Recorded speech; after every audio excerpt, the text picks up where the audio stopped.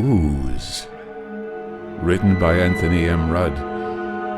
Told to you by Edward E. French. In the heart of a second-growth piney woods jungle of southern Alabama, a region sparsely settled save by backwoods blacks and Cajuns, that queer, half-wild people descended from Acadian exiles of the middle 18th century, stands a strange, enormous ruin. Interminable trailers of Cherokee rose, white-laden during a single month of spring, have climbed the heights of its 3 remaining walls. Palmetto fans rise knee-high above the base, a dozen scattered live oaks now belying their nomenclature because of choking tufts of gray Spanish moss and 2-foot circlets of mistletoe parasite which have stripped bare of foliage the gnarled, knotted limbs, lean fantastic beards against the crumbling brick. Immediately beyond, where the ground becomes soggier and lower, dropping away hopelessly into the tangle of dogwood, holly, poison sumac, and pitcher plants that is moccasin swamp, undergrowth of titty and anise has formed a protecting wall impenetrable to all save the furtive ones. Some few outcasts utilize the stinking depths of that sinister swamp, distilling shinny, or pure corn liquor, for illicit trade. Tradition states that this is the case, at least, a tradition which antedates that of the premature ruin by many decades.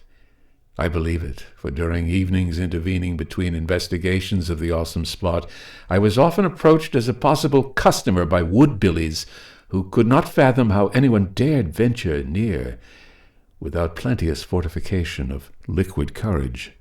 I knew shinny, therefore I did not purchase it for personal consumption. A dozen times I bought a quart or two merely to establish credit among the Cajuns, pouring away the vile stuff immediately into the sodden ground. It seemed then that only through filtration and condensation of their dozens of weird tales regarding Dyad House could I arrive at understanding of the mystery and weight of horror hanging about the place. Certain it is that out of all the superstitious cautioning, head-wagging, and whispered nonsensities, I obtained only 2 indisputable facts. The first was that no money and no supporting battery of 10-gauge shotguns loaded with chilled shot could induce either Cajun or black of the region to approach within 500 yards of that flowering wall. The second fact I shall dwell upon later. Perhaps it would be as well, as I am only a mouthpiece in this chronicle, to relate in brief why I came to Alabama on this mission. I am a scribbler of general fact articles, no fiction writer as was Lee Cranmer, though doubtless the confession is superfluous. Lee was my roommate during college days.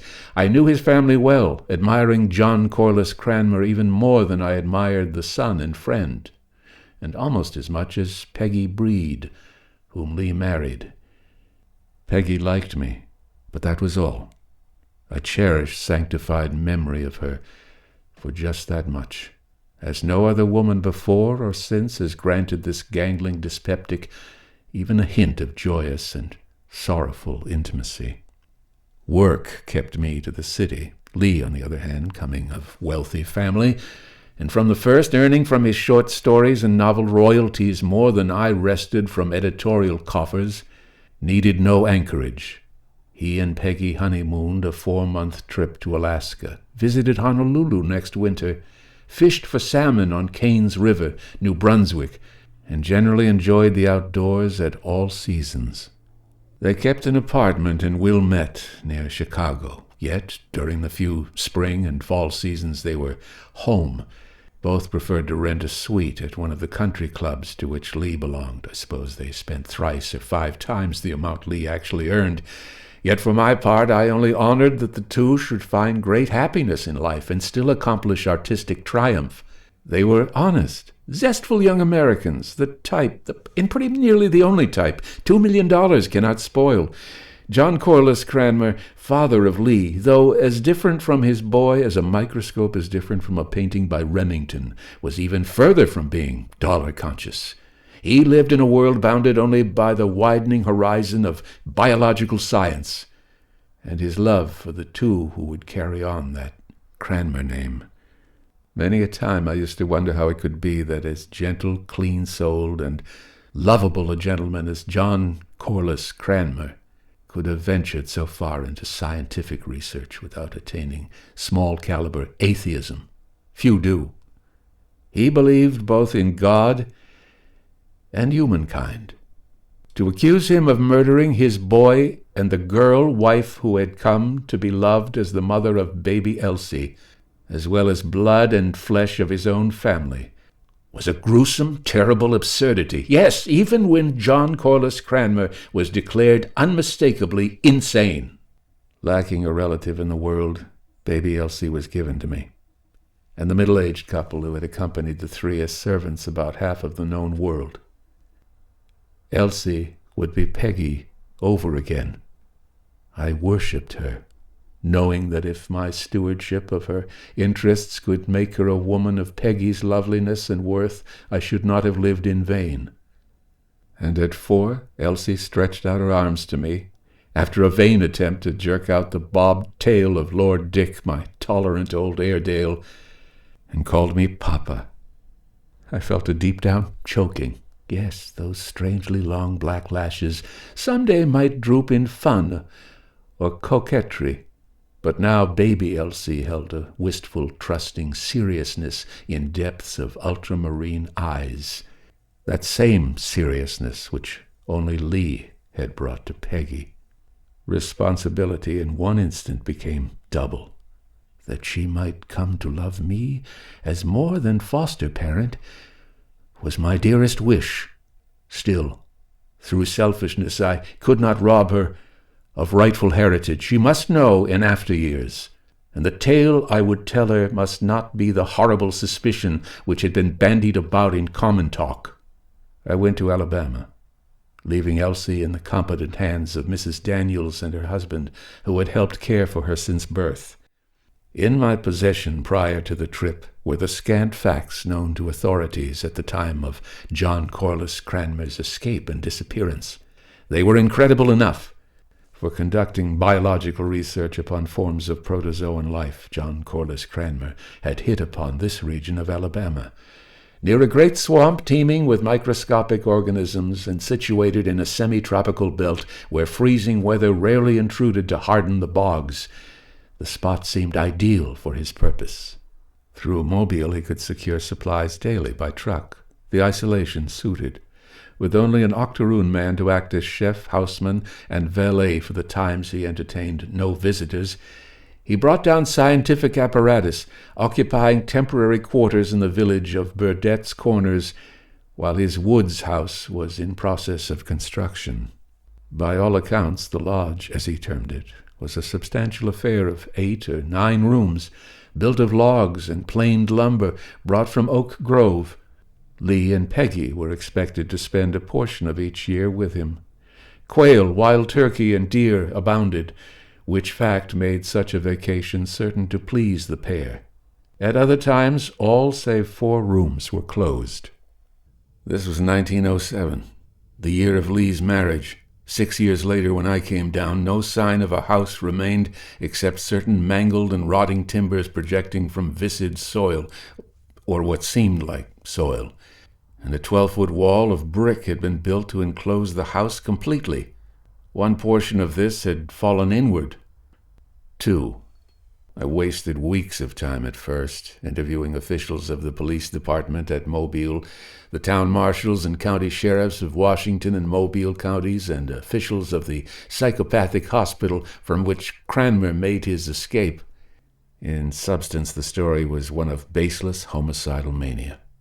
Cranmer the elder had been away until late fall, attending 2 scientific conferences in the north, and then going abroad to compare certain of his findings with those of a Dr. Gemmler of Prague University.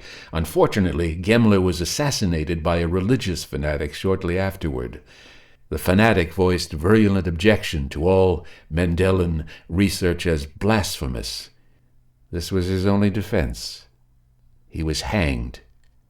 Search of Gemler's notes and effects revealed nothing, save an immense amount of laboratory data on karyokinesis, the process of chromosome arrangement, occurring in first-growing cells of higher animal embryos.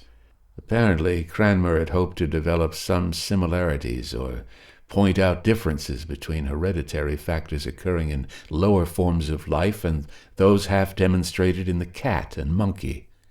The authorities found nothing that helped me. Cranmer had gone crazy. Was that not sufficient explanation? Perhaps it was for them, but not for me and Elsie. But to the slim basis of fact I was able to unearth. No one wondered when a fortnight passed without appearance of any person from the lodge. Why should anyone worry? A provision salesman in Mobile called up twice, but failed to complete a connection. He merely shrugged. The Cranmers had gone away somewhere on a trip. In a week, a month, a year, they would be back. Meanwhile, he lost commissions. But what of it? He had no responsibility for these queer nuts up there in the piney woods. Crazy? Of course. Why should any guy with millions to spend shut himself up among the Cajuns and draw microscope-enlarged notebook pictures of what the salesman called germs? A stir was aroused at the end of the fortnight, but the commotion confined itself to building circles. 20 carloads of building brick, 50 bricklayers, and a quarter-acre of fine meshed wire, the sort used for screening off pens of rodents and small marsupials in a zoological garden, were ordered. Damn expense! Hurry! By an unshaved, tattered man who identified himself with difficulty as John Corliss Cranmer. He looked strange, even then. A certified check for the total amount given in advance and another check of absurd size slung toward a labor entrepreneur silenced objection, however. These millionaires were apt to be flighty. When they wanted something, they wanted it at tap of the bell. Well, why not drag down the big profits? A poorer man would have been jacked up in a day. Cranmer's fluid gold bathed him in immunity to criticism.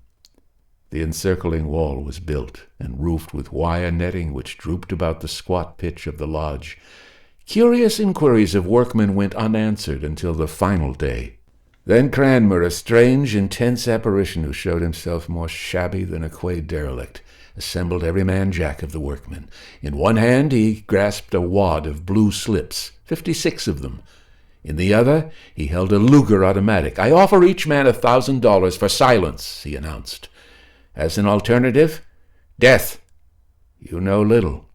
Will you consent to swear upon your honor that nothing which has occurred here will be mentioned elsewhere? By this I mean absolute silence. You will not come back here to investigate anything. You will not tell your wives. You will not open your mouths even upon the witness stand in case you are called. My price is 1,000 apiece. In case one of you betrays me, I give you my word that this man shall die. I am rich. I can hire men to do murder. Well, what do you say?" The men glanced apprehensively about. The threatening Luger decided them. To a man they accepted the blue slips, and, save for one witness who lost all sense of fear and morality in drink, none of the 56 has broken his pledge, as far as I know. That one bricklayer died later in delirium tremens. It might have been different had not John Corliss Cranmer escaped. 3. They found him the first time mouthing meaningless phrases concerning an amoeba, one of the tiny forms of protoplasmic life he was known to have studied. Also, he leaped into a hysteria of self-accusation. He had murdered 2 innocent people. The tragedy was his crime. He had drowned them in ooze. Ah, God! Unfortunately for all concerned, Cranmer, dazed and indubitably stark insane, chose to perform a strange travesty on fishing 4 miles to the west of his lodge, on the further border of Moccasin Swamp. His clothing had been torn to shreds, his hat was gone, and he was coated from head to foot with gooey mire. It was far from strange that the good folk of Shanksville, who had never glimpsed the eccentric millionaire, failed to associate him with Cranmer. They took him in, searched his pockets, finding no sign of an inordinate sum of money, and then put him under medical care. 2 precious weeks elapsed before Dr. Quirk reluctantly acknowledged that he could do nothing more for this patient and notified the proper authorities. Then much more time was wasted. Hot April and half of still hotter May passed by before the loose ends were connected. Then it did little good to know that this raving unfortunate was Cranmer, or that the 2 persons of whom he shouted in disconnected delirium actually had disappeared. Alienists absolved him of responsibility. He was confined in a cell reserved for the violent. Meanwhile, strange things occurred back at the lodge, which now, for good and sufficient reason, was becoming known to dwellers of the woods as Dead House. Until one of the walls fell in, however, there had been no chance to see, unless one possessed the temerity to climb either one of the tall live oaks or mount the barrier itself. No doors or opening of any sort had been placed in that hastily constructed wall. By the time the western side of the wall fell, not a native for miles around but feared the spot far more than even the bottomless, snake-infested bogs which lay to west and north. The single statement was all John Corliss Cranmer ever gave to the world. It proved sufficient. An immediate search was instituted. It showed that less than 3 weeks before the day of initial reckoning, his son and Peggy had come to visit him for the 2nd time that winter, leaving Elsie behind in company of the Daniels pair. They had rented a pair of Gordons for quail hunting, and had gone out. That was the last anyone had seen of them. The backwoods Negro who glimpsed them stalking a covey behind their 2 pointing dogs had known no more, even when sweated through 12 hours of 3rd degree. Certain suspicious circumstances, having to do only with his regular pursuit of shinny transportation, had caused him to fall under suspicion at first. He was dropped. 2 days later, the scientist himself was apprehended, a gibbering idiot who sloughed his pole, holding on to the baited hook, into a marsh where nothing save moccasins, an errant alligator, or amphibian life could have been snared. His mind was 3/4 dead. Cranmer then was in the state of the dope fiend who rouses to a sitting position to ask seriously how many Bolshevists were killed by Julius Caesar before he was stabbed by Brutus, or why it was that roller canaries sang only on Wednesday evenings. He knew that tragedy of the most sinister sort had stalked him through his life, but little more at first. Later the police obtained that one statement that he had murdered 2 human beings, but never could means or motive be established. Official guess as to the means was no more than wild conjecture. It mentioned enticing the victims to noisome depths of Moccasin Swamp, there to let them flounder and sink. The 2 were his son and daughter-in-law, Lee and Peggy. 4. By feigning coma, then awakening with suddenness to assault 3 attendants with incredible ferocity and strength, John Corliss Cranmer escaped from Elizabeth Ritter Hospital. How he hid, how he managed to traverse 60-odd intervening miles and still balk detection, remains a minor mystery to be explained only by the assumption that maniacal cunning sufficed to outwit saner intellects. Traverse these miles he did, though until I was fortunate enough to uncover evidence to this effect, it was supposed generally that he had made his escape as stowaway on one of the banana boats, or had buried himself in some portion of the nearer woods where he was unknown. The truth ought to be welcome to householders of Shanksville, Burdett's Corners, and vicinage, those excusably prudent ones who to this day keep loaded shotguns handy and barricade their doors at nightfall. The first 10 days of my investigation may be touched upon in brief. I made headquarters in Burdett's Corners, and drove out each morning carrying lunch and returning for my grits and Piney Woods pork or mutton before nightfall. My first plan had been to camp out at the edge of the swamp, for opportunity to enjoy the outdoors comes rarely in my direction. Yet, after one cursory examination of the premises, I abandoned the idea. I did not want to camp alone there. and I am less superstitious than a real estate agent. It was, perhaps, psychic warning, more probably the queer, faint, salty odor, as of fish left to decay, which hung about the ruin, made too unpleasant an impression upon my olfactory sense. I experienced a distinct chill every time the lengthening shadows caught me near Dead House. The smell impressed me. In newspaper reports of the case, one ingenious explanation had been worked out. To the rear of the spot where Dead House had stood, inside the wall, was a swampy hollow circular in shape. Only a little real mud lay at the bottom of the bow-like depression now, but one reporter on the staff of the Mobile Register guessed that during the tenancy of the lodge it had been a fish pool. Drying up of water had killed the fish, who now permeated the remnant of mud with this foul odor. The possibility that Cranmer had needed to keep fresh fish at hand for some of his experiments silenced the natural objection that in a country where every stream holds garpike, bass, catfish, and many other edible varieties, no one would dream of stocking a stagnant puddle. After tramping about the enclosure, testing the queerly brittle, desiccated top stratum of earth within, and speculating concerning the possible purpose of the wall, I cut off a long limb of chinaberry and probed the mud. One fragment of fish spine would confirm the guess of that imaginative reporter. I found nothing resembling a piscal skeleton, but established several facts. First, this mud crater had definite bottom, only 3 or 4 feet below the surface of remaining ooze. Second, the fishy stench became stronger as I stirred. Third, at one time the mud, water, or whatever had comprised the balance of content, had reached the rim of the bowl. The last showed by certain marks, plain enough, when the crusty 2-inch stratum of upper coating was broken away. It was puzzling. The nature of that thin, desiccated effluvium, which seemed to cover everything, even to the lower foot or two of brick, came in for next inspection. It was strange stuff, unlike any earth I had ever seen, though undoubtedly some form of scum drained in from the swamp at the time of river floods or cloudbursts, which in this section are common enough in spring and fall. It crumbled beneath the fingers. When I walked over it, the stuff crunched hollowly. In fainter degree, it possessed the fishy odor also.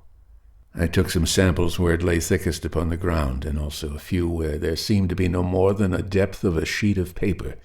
Later I would have a laboratory analysis made. Apart from any possible bearing the stuff might have upon the disappearance of my 3 friends, I felt the tug of article interest, that wonder over anything strange or seemingly inexplicable which lends the hunt for fact a certain glamour and romance all its own. To myself, I was going to have to explain sooner or later just why this layer covered the entire space within the walls and was not perceptible anywhere outside. The enigma could wait, however, or so I decided.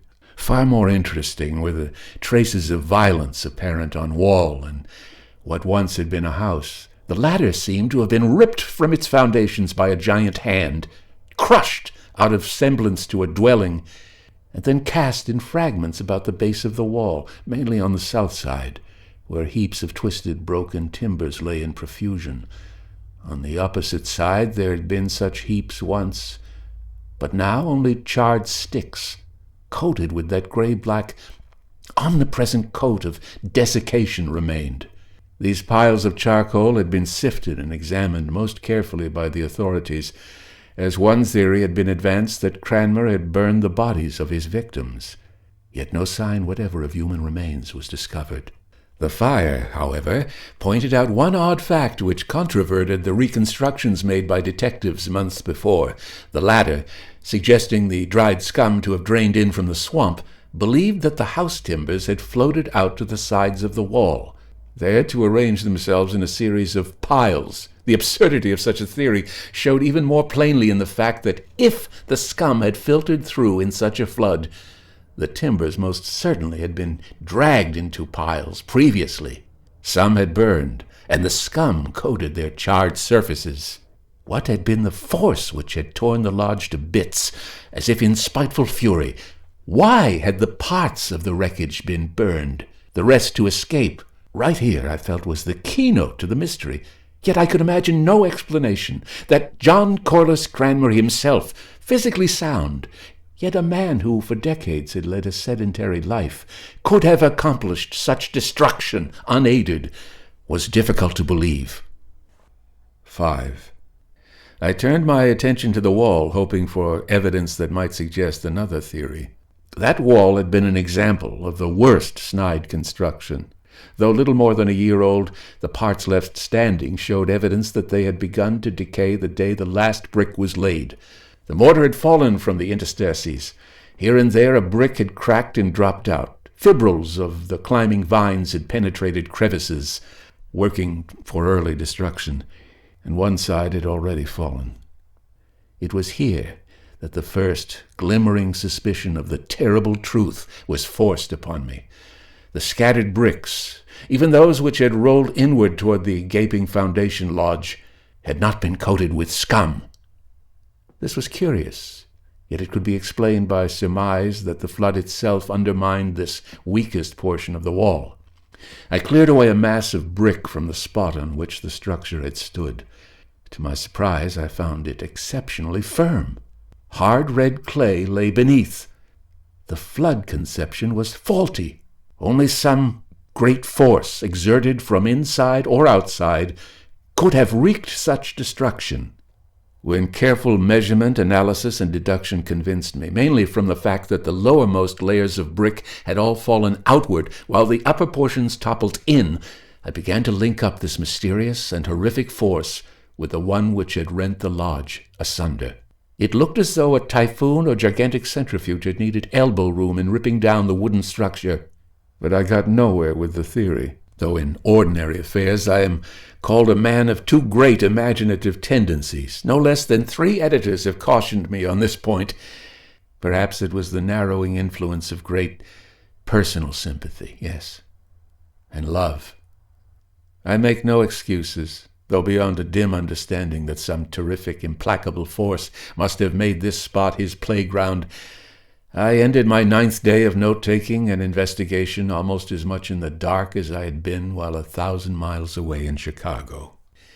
Then I started among the blacks and Cajuns. A whole day I listened to yarns of the days which preceded Cranmer's escape from Elizabeth Ritter Hospital, days in which furtive men sniffed poisoned air for miles around Deadhouse, finding the odor intolerable, days in which it seemed none possessed nerve enough to approach close, days when the most fanciful tales of medieval superstitions were spun. These tales I shall not give. The truth is incredible enough. At noon upon the 11th day I chanced upon Rory Pelleron, a Cajun, and one of the least prepossessing of all with whom I had come in contact. Chanced, perhaps, is a bad word. I had listed every dweller of the woods within a 5-mile radius. Rory was the 16th on my list. I went to him only after interviewing all 4 crabiers and 2 whole families of pichons, and Rory regarded me with the utmost suspicion until I made him a present of the 2 quarts of shinny purchased of the pichons. Because long practice has perfected me in the technique of seeming to drink another man's awful liquor. No, I'm not an absolute prohibitionist. Fine wine or 12-year-in-the-cask bourbon whiskey arouses my definite interest. I fooled Pelleron from the start. I shall omit preliminaries and leap to the first admission from him that he knew more concerning Deadhouse and its former inmates than any of the other blacks or Cajuns round about. "But I ain't talking. Sacré! If I should open my gab, what might fly out? It is for keeping silent, you're damn right." I agreed. He was a wise man, educated to some extent in the queer schools and churches maintained exclusively by Cajuns in the depths of the woods, yet naive withal. We drank, and I never had to ask another leading question. The liquor made him want to interest me, and the only extraordinary topic in this whole neck of the woods was the Deadhouse. 3/4 of a pint of acrid, nauseous fluid, and he hinted darkly. A pint! And he told me something I scarcely could believe. Another half pint, but I shall give his confession in condensed form.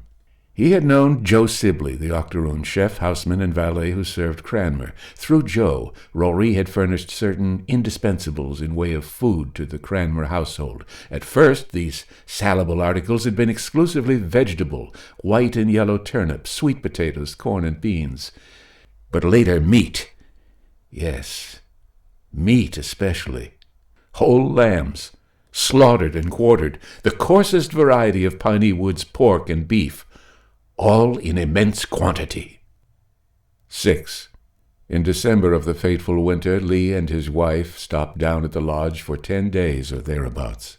They were en route to Cuba at the time, intending to be away 5 or 6 weeks. Their original plan had been only to wait over a day or two in the Piney Woods. But something caused an amendment to the scheme. The two dallied. Lee seemed to have become vastly absorbed in something, so much absorbed that it was only when Peggy insisted upon continuing their trip that he could tear himself away. It was during those 10 days that he began buying meat, meager bits of it at first, a rabbit, a pair of squirrels, or perhaps a few quail beyond the number he and Peggy shot. Rory furnished the game, thinking nothing of it except that Lee paid double prices and insisted upon keeping the purchases secret from other members of the household. "I'm putting it across on the governor, Rory," he said once, with a wink. "I'm going to give him the shock of his life, so you mustn't let on, even to Joe, about what I want you to do. Maybe it won't work out, but if it does, Dad'll have the scientific world at his feet. He doesn't blow his own horn anywhere near enough, you know." Rory didn't know, hadn't a suspicion what Lee was talking about. Still, if this rich young idiot wanted to pay him a $50 in good silver coin for a quail that anyone, himself included, could knock down with a 5-cent shell, Rory was well satisfied to keep his mouth shut. Each evening he brought some of the small game, and each day Lee Cranmer seemed to have use for an additional quail or so. When he was ready to leave for Cuba, Lee came forward with the strangest of propositions. He fairly whispered his vehemence and desire for secrecy. He would tell Rory, and would pay the Cajun $500 in advance, and half at the end of 5 weeks when Lee himself would return from Cuba, provided Rory agreed to adhere absolutely to a certain secret program. The money was more than a fortune to Rory. It was undreamt-of affluence. The Cajun acceded. "He was telling me then how the old man had raised some kind of pet and wanted to get shed of it, so he gave it to Lee, telling him to kill it, but Lee was set on fooling him. What I ask here is, what kind of a pet it is what lives down in a mud sink and eats a couple of dogs every night?" I couldn't imagine, so I pressed him for further details. Here at last was something which sounded like a clue. He really knew too little. The agreement with Lee provided that if Rory carried out his provisions exactly, he should be paid extra, and at his exorbitant scale of all additional outlay, when Lee returned. The young man gave him a daily schedule, which Rory showed. Each evening he was to procure, slaughter, and cut up a definite and growing amount of meat. Every item was checked, and I saw that they ran from 5 pounds up to 40. "What in heaven's name did you do with it?" I demanded, excited now, and pouring him an additional drink, for fear caution might return to him. "Took it through the bushes in back and slung it in the mud sink there, and something come up and drug it down." "A gator?" "Diable! How should I know? It was dark. I wouldn't go close." He shuddered, and the fingers which lifted his glass shook as with sudden chill. "Maybe you'd have done it, eh?" "Not me, though. The young fella told me to sling it in, and I slung it. Couple of times I come round in the light, but there wasn't nothing there you could see. Just mud and some water.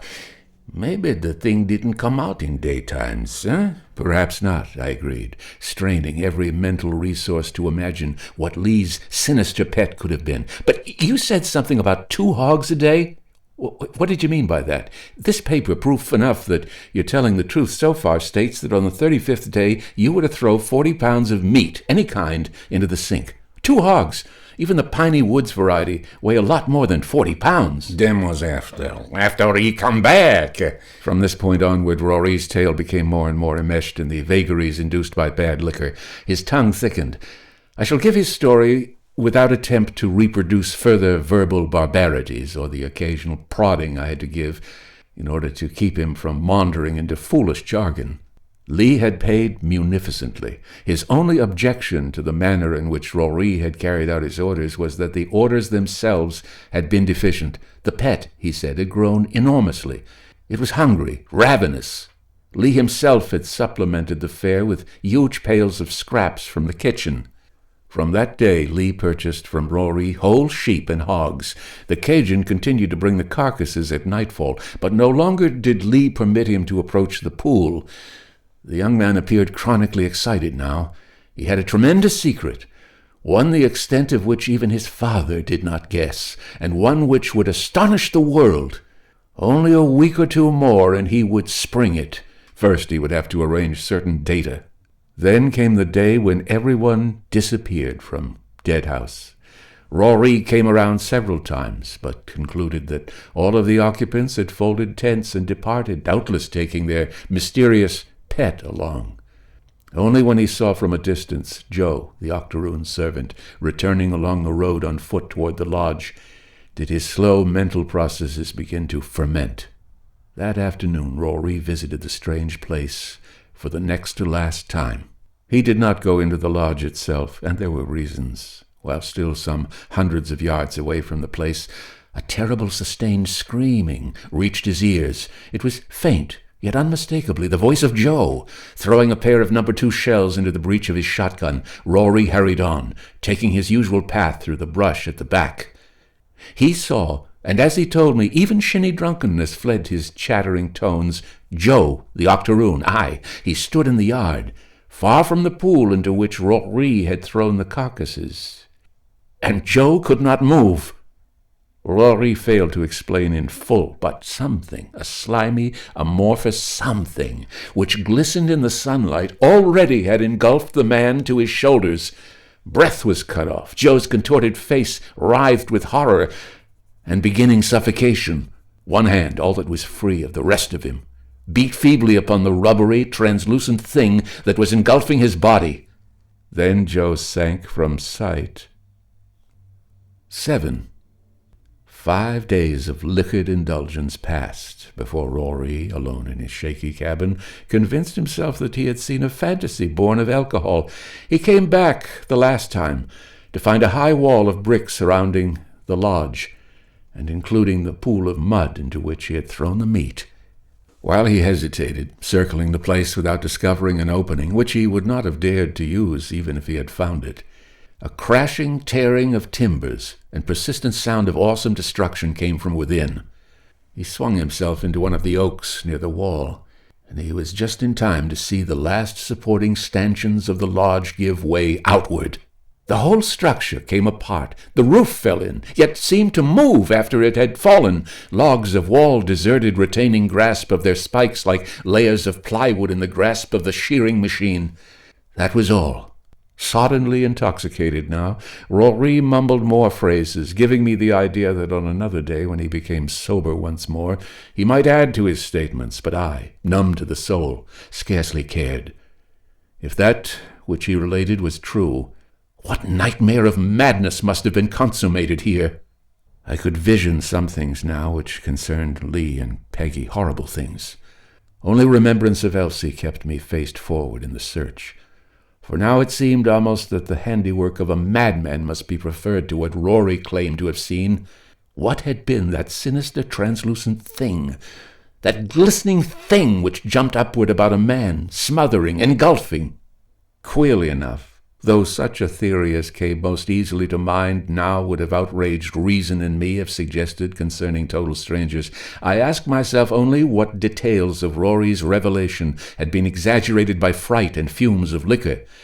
And as I sat on the creaking bench in his cabin, staring unseeing, as he lurched down to the floor, fumbling with a lockbox of green tin which lay under his cot, and muttering, the answer to all my questions lay within reach. It was not until next day, however, that I made the discovery. Heavy of heart, I had re-examined the spot where the lodge had stood, then made my way to the Cajun's cabin again, seeking sober confirmation of what he had told me during intoxication. In imagining that such a spree for Rory would be ended by a single night, however, I was mistaken. He lay sprawled almost as I had left him. Only two factors were changed. No shinny was left, and lying open with its miscellaneous contents strewed about was the tin box. Rory somehow had managed to open it with the tiny key still clutched in his hand. Concern for his safety alone was what made me notice the box. It was a receptacle for small fishing tackle of the sort carried here and there by any sportsman, tangles of dewajak minnows, spoonhooks ranging in size to silverback No. 8s, 3 reels still carrying line of different weights, spinners, casting plugs, wobblers, floating baits were spilled out upon the rough plank flooring, where they might snag Rory badly if he rolled. I gathered them, intending to save him an accident. With the miscellaneous assortment in my hands, however, I stopped dead. Something had caught my eye. Something lying flush with the bottom of the lockbox. I stared, and then swiftly tossed the hooks and other impedimenta upon the table. What I had glimpsed there in the box was a loose-leaf notebook of the sort used for recording laboratory data, and Rory scarcely could read, let alone write. Feverishly, a riot of recognition, surmise, hope, and fear bubbling in my brain, I grabbed the book and threw it open. At once I knew that this was the end. The pages were scribbled in pencil, but the handwriting was that precise chirography I knew as belonging to John Corliss Cranmer, the scientist. I read, "Could he not have obeyed my instructions? Oh God, These were the words at the top of the first page which met my eye. Because knowledge of the circumstances, the relation of which I pried out of the reluctant Rory only some days later when I had met him in Mobile as a police witness for the sake of my friend's vindication, is necessary to understanding, I shall interpolate. Rory had not told me everything. On his late visit to the vicinage of Deadhouse he saw more. A crouching figure, seated Turk fashion on top of the wall, appeared to be writing industriously. Rory recognized the man as Cranmer, yet did not hail him. He had no opportunity. Just as the Cajun came near, Cranmer rose, thrust the notebook, which had rested across his knees, into the box. Then he turned, tossed outside the wall both the locked box and a ribbon to which was attached the key. Then his arms raised toward heaven. For 5 seconds he seemed to invoke the mercy of power beyond all of man's scientific prying. And finally he leaped. Inside. Rory did not climb to investigate. He knew that directly below this portion of wall lay the mud sink into which he had thrown the chunks of meat. 8. This is a true transcription of the statement I inscribed telling the sequence of actual events at Deadhouse. The original of the statement now lies in the archives of the Detective Department. Cranmer's notebook, though written in a precise hand, yet betrayed the man's insanity by incoherence and frequent repetitions. My statement has been accepted now, both by alienists and by detectives who had entertained different theories in respect to the case. It quashes the noisome hints and suspicions regarding 3 of the finest Americans who ever lived, and also one queer supposition dealing with supposed criminal tendencies in poor Joe, the octoroon. John Corliss Cranmer went insane for sufficient cause. As readers of popular fiction know well, Lee Cranmer's forte was the writing of what is called, among fellows in the craft, the pseudo-scientific story. In plain words, this means a yarn based upon solid fact in the field of astronomy, chemistry, anthropology, or whatnot, which carries to logical conclusion unproved theories of men who devote their lives to searching out further naders of fact. In certain fashion, these men are allies of science. Often they visualize something which has not been imagined even by the best of men from whom they secure data, thus opening new horizons of possibility. In a large way, Jules Verne was one of these men in his day. Lee Cranmer bade fair to carry on the work in worthy fashion, work taken up for a period by an Englishman named Wells, but abandoned for stories of a different, and in my humble opinion, less absorbing type. Lee wrote 3 novels, all published, which dealt with such subjects, 2 of the 3 secured from his own father's labors. and the other speculating upon the discovery and possible uses of interatomic energy. Upon John Corliss Cranmer's return from Prague that fatal winter, the father informed Lee that a greater subject than any with which the young man had dealt now could be tapped. Cranmer Sr. had devised a way in which the limiting factors of protozoic life and growth could be nullified in time with the cooperation of biologists who specialized in karyokinesis and embryology of higher forms. He hoped, to put the theory in pragmatic terms, to be able to grow swine the size of elephants, quail or woodcock with breasts from which 100 weight of white meat could be cut away, and steers whose dehorned heads might butt at the third story of a skyscraper. Such result would revolutionize the methods of food supply, of course. It also would hold out hope for all undersized specimens of humanity, provided only that if factors inhibiting growth could be deleted, some method of stopping gianthood also could be developed. Cranmer the Elder, through the use of an undescribed in the notebook growth medium, of which one constituent was agar-agar, and the use of radium paramecium protozoan, certain of the vegetable growths among which were bacteria, and the amorphous cell of protoplasm, known as the amoeba, the last single cell containing only nucleolus, nucleus, and a space known as the contractile vacuole, which somehow aided in throwing off particles impossible to assimilate directly. This point may be remembered in respect to the piles of lumber left near the outside walls surrounding Deadhouse. When Lee Cranmer and his wife came south to visit, John Corliss Cranmer showed his son an amoeba, normally an organism visible under low-power microscope, which he had absolved from natural growth inhibitions. This amoeba, a rubbery, amorphous mass of protoplasm, was of the size of a large beef liver. It could have been held in 2 cupped hands placed side by side. "How large could it grow?" asked Lee, wide-eyed and interested. "So far as I know," answered the father, "there is no limit. Now, it might, if it got food enough, grow to be as big as the Masonic Temple. But take it out and kill it. Destroy the organism utterly, burning the fragment, else there is no telling what might happen. The amoeba, as I have explained, reproduces by simple division. Any fragment remaining might be dangerous." Lee took the rubbery, translucent giant cell, but he did not obey orders. Instead of destroying it, as his father had directed, Lee thought out a plan. Suppose he should grow this organism to tremendous size? Suppose, when the tale of his father's accomplishment was spread, an amoeba of many tons weight could be shown in evidence? Lee, of somewhat sensational cast of mind, determined instantly to keep secret the fact that he was not destroying the organism, but encouraging its further growth. Thought of possible peril never crossed his mind. He arranged to have the thing fed, allowing for normal increase of size in an abnormal thing. It fooled him, only in growing much more rapidly. When he came back from Cuba, the amoeba practically filled the whole of the mud sink hollow. He had to give it much greater supplies. The giant cell came to absorb as much as 2 hogs in a single day. During daylight, while hunger still was appeased, it never emerged, however. That remained for the time that it could secure no more food near at hand to satisfy its ravenous and increasing appetite. Only instinct for the sensational kept Lee from telling Peggy, his wife, all about the matter.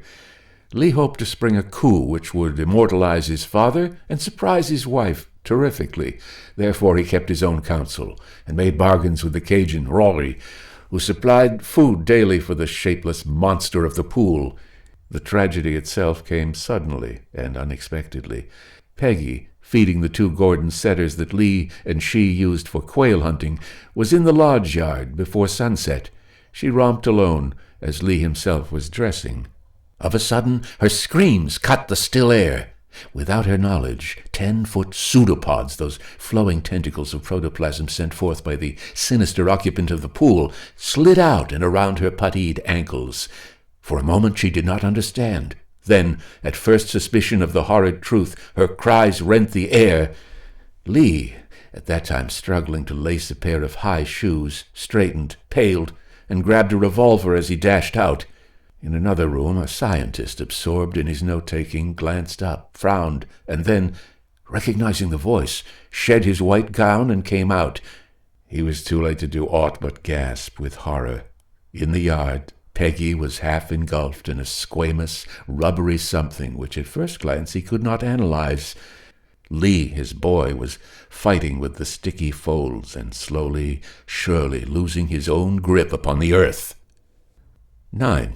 John Corliss Cranmer was by no means a coward. He stared, cried aloud, then ran indoors, seizing the first 2 weapons which came to hand, a shotgun and a hunting knife which lay in sheath in a cartridge belt across a hook of the hall tree. The knife was 10 inches in length and razor keen. Cranmer rushed out again. He saw an indecent fluid something, which as yet he had not had time to classify, lumping itself into a 6-foot-high center before his very eyes. It looked like one of the microorganisms he had studied. One grown to frightful dimensions, an amoeba. There, some minutes suffocated into the rubbery folds, yet still apparent beneath the glistening ooze of this monster, were 2 bodies. They were dead, he knew it. Nevertheless, he attacked the flowing, senseless monster with his knife. Shot would do no good, and he found that even the deep, terrific slashes made by his knife closed together in a moment and healed. The monster was invulnerable to ordinary attack. A pair of pseudopods sought out his ankles, attempting to bring him low. Both of these he severed and escaped. Why did he try? He did not know. The 2 whom he had sought to rescue were dead, buried under folds of this horrid thing he knew to be his own discovery and fabrication. Then it was that revulsion and insanity came upon him. There ended the story of John Corliss Cranmer, save for one hastily scribbled paragraph, evidently written at the time Rory had seen him atop the wall. May we not supply with assurance the intervening steps? Cranmer was known to have purchased a whole pen of hogs a day or 2 following the tragedy. These animals were never seen again. During the time the wall was being constructed, is it not reasonable to assume that he fed the giant organism within to keep it quiet? His scientist brain must have visualized clearly the havoc and horror which could be wrought by the loathsome thing if it ever were driven by hunger to flow away from the lodge and prey upon the countryside. With the wall once in place, he evidently figured that starvation or some other means which he could supply would kill the thing. One of the means had been made by setting fire to several piles of the disgorged timbers. Probably this had no effect whatever. The amoeba was to accomplish still more destruction. In the throes of hunger, it threw its gigantic formless strength against the house walls from the inside. Then every edible morsel within was assimilated, the logs, rafters, and other fragments being worked out through the contractile vacuole. During some of its last struggles, undoubtedly the side wall of brick was weakened, not to collapse, however, until the giant amoeba no longer could take advantage of the breach. In final death lassitude, the amoeba stretched itself out in a thin layer over the ground. There it succumbed, though there is no means of estimating how long a time intervened. The last paragraph in Cranmer's notebook, scrawled so badly that it is possible some words I have not deciphered correctly, reads as follows. In my work I have found the means of creating a monster. The unnatural thing, in turn, has destroyed my work and those whom I held dear. It is in vain that I assure myself of innocence of spirit. Mine is the crime of presumption. Now, as expiation, worthless though that may be, I give myself. It is better not to think of that last leap and the struggle of an insane man in the grip of the dying monster. Ooze was written by Anthony M. Rudd. Read by Edward E. French.